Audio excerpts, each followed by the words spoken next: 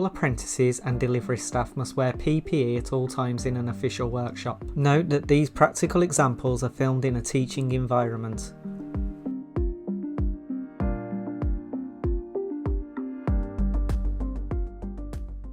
Okay, so the next test we now need to do is the phase sequence. The most logical place to do this is at our motor terminals over there. So the first thing I'm going to do is to energise that motor circuit.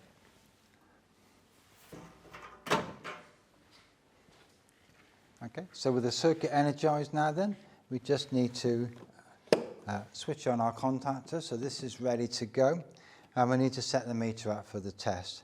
So the first important thing to do is we're going to use a 3-lead test because we're testing the phase sequence.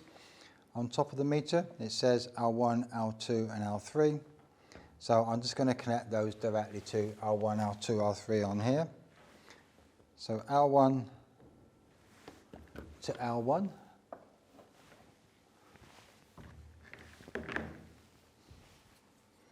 L2 to L2.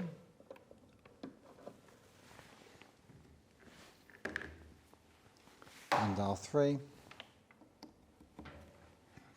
to L3. So that's the leads in place in the correct sequence. It's important to get the sequence right, as we said. It's because that's actually what we're testing from the actual circuit.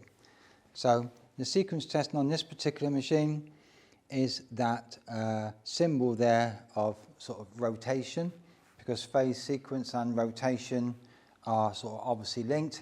The sequence we're looking for was L1, L2, L3 to be displayed on the screen, and that would suggest a clockwise rotation, which is what we're looking for. So selecting that first. So we're on and it's waiting. So now all I need to do is turn on the contactor, and that then should then give us our phase sequence. So you can see it says L1, L2, and L3 there. So that's the correct order. That means that the phase sequence is right. And we can now just record that on the paperwork.